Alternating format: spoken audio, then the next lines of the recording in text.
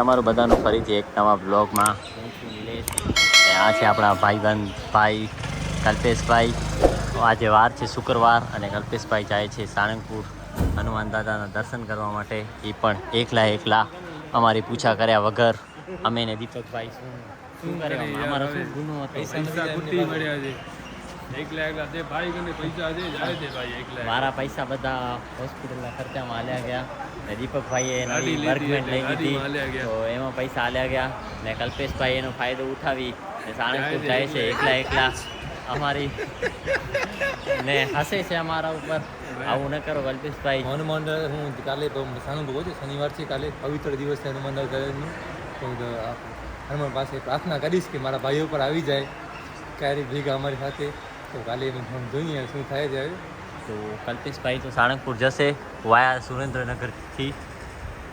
સુરેન્દ્રનગર કામ પતાવી ને સાળંગપુર કાલે શનિવારે પહોંચી જશે. તો કલ્પેશભાઈ હેપી જર્ની, મોજ કરો. ત્યાં સુધી બધાને જય હનુમાન દાદા. જય હનુમાન દાદા સદા સહાયતે. ધ નેક્સ્ટ ડે શુક્રવારના દિવસે આપણા ભાઈ કલ્પેશભાઈ તો એકલા નીકળી ગયા હતા દીપકભાઈ, પણ આપણે રહી ગયા. કલ્પેશભાઈ આજે ફોન કર્યો સુરેન્દ્રનગરથી સાળંગપુર જાઉં છું, 88 કિલોમીટર થાય છે ને તમે પણ આવી જાઓ, હનુમાન દાદા બોલાવે છે. તો અમે પણ નીકળીએ છીએ. મને એક શોર્ટ કૂટ તો લેવો હતો, અહીંયા ગૌતમભાઈ પાસે આવી ગયો. 9 વાગે નીકળવાનું છે.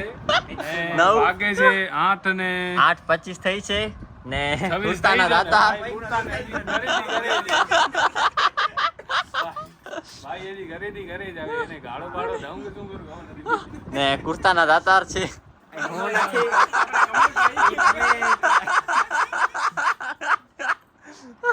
તો થેન્ક યુ કમલેશભાઈ આ કુર્તા માટે.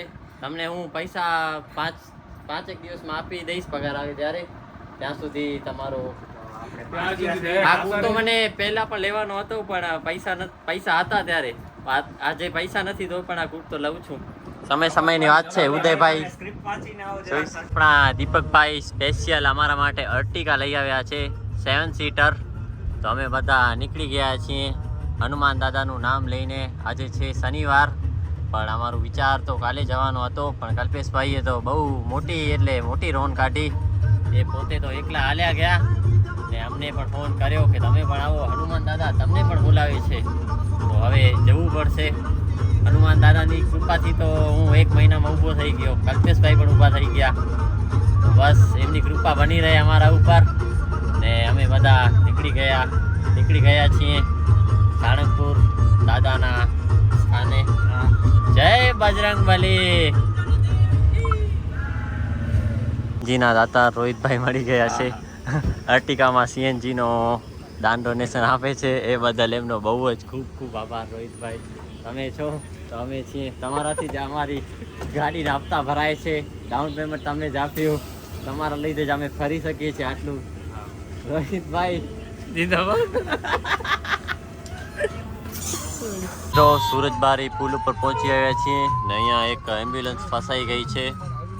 બહુ જ દુઃખ થાય છે, કારણ કે કોઈ માણસ જિંદગીના છેલ્લા શ્વાસ લેતો હોય ને આવી રીતે ફસાઈ જાય તો બહુ અઘરું કહેવાય. કારણ કે અમે બધા પણ આવા એક્સિડન્ટમાંથી નીકળ્યા છીએ, એટલે અમને પણ બધું ઘણી ખબર છે કે ભગવાન કોઈને પણ હોસ્પિટલનો દરવાજો ન દેખાડે.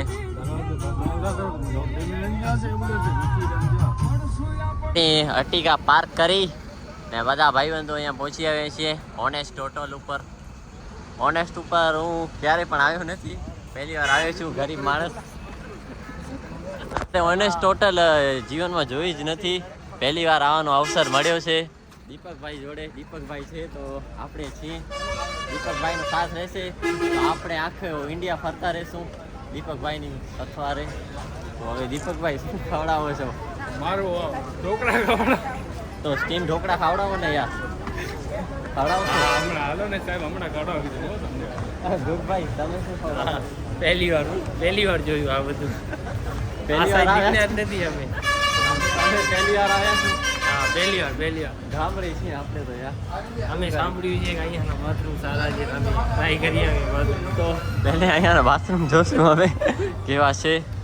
પ્રીમિયમ ટેસ્ટના સ્પેશિયલ સ્ટીમ ઢોકળા ખાવા માટે પહોંચી આવ્યા છીએ હું અને ગુરુભાઈ. ગુરુભાઈ, સ્વાદ કેવું લાગ્યું તમને? કેવા લાગે છે? ગાંઠિયા જેવા લાગે છે. મને તો ચખાડો યાર. હા પડ્યા છે. નહીં મારી પ્લેટમાંથી ચખાડો. હું અત્યારે બ્લોગ બનાવું છું ને એના લીધે થોડોક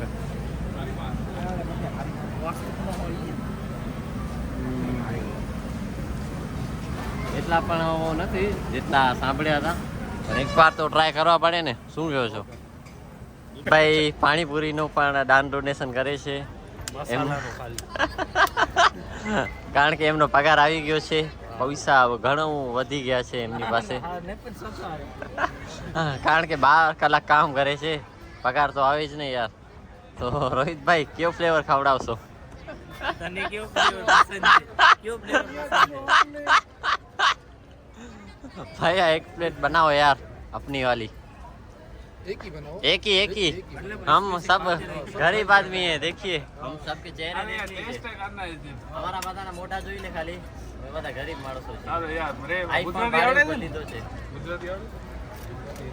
અહીંયા ડુંગળી તો દે. હા, ચોકલેટ લેવા માટે આવ્યા છે ને જુએ તો એવી રીતે છે કે આખી દુકાન લઈ લેશે, પણ ખીચામાં 1 રૂપિયો પણ નથી. લેવું જ નથી, લેવું જ નથી. પણ દાતાર કમલેશભાઈ છે એટલે વાંધો નથી અમારા ભેગા. એક જ બેસે પોતાના માટે. જોઈ શકો છો આપણા ટોમી, મિત્ર ટોમી. હા, ગુલિયાભાઈ. ડેરીમાં ક્યાં જોઈ ને જોઈ એટલે ફોટા ને બાબા ડેરી બેસી મિલ્ક જાય. જોઈ તો એમની પસંદીદા ઓરતને મોકલશે ને ક્યારે જોઈ નથી એટલે ડાયરેક્ટ ફોટા ને પાડી દે. ને કમલેશભાઈ ની તો ખબર નહીં કોણ છે, સરપ્રાઈઝ આપશે ક્યારેક.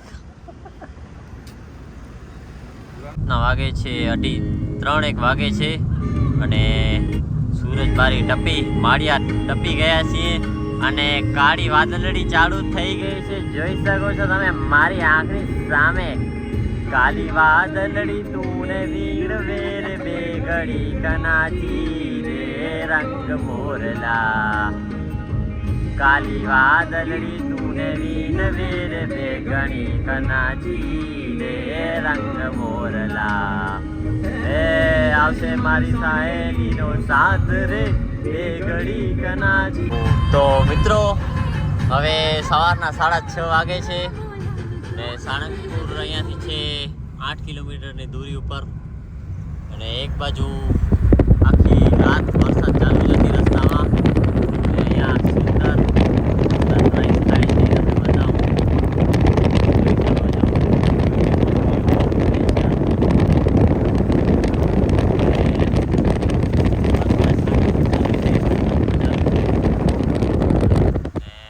આપણી હાલત કાંઈ કેવી છે હવે ગુડભાઈ ને બધાની. બધા થોડા નીંદરમાં છે, પણ અહીંયા પહોંચી આવ્યા એટલે બધી નીંદર પણ ઉડી ગઈ છે આપણી. હા, તો હવે કલ્પેશભાઈ પણ આપણી રાહ જોઈ છે, એટલે મળશું ડાયરેક્ટ. તો મિત્રો, આપણી એન્ટ્રી થઈ ગઈ છે સાળંગપુર હનુમાન દાદાના મંદિરે. કષ્ટભંજન શ્રી હનુમાન દેવનું મંદિર. વરસાદ ચાલુ હતી, આખે રસ્તામાં વરસાદ હતી, કચ્છ મૂક્યું ને. પણ અહીંયા અમે પહોંચ્યા, એક બાજુ સનરાઈઝ થયું ને એક બાજુ થોડી વરસાદ પણ ઓછી થઈ ગઈ ધીરે ધીરે. હવે પાર્કિંગ માટે જગ્યા જોઈએ છીએ, મળી જાય તો સારું. તો પછી આપણે અહીંયા જઈએ આગળ.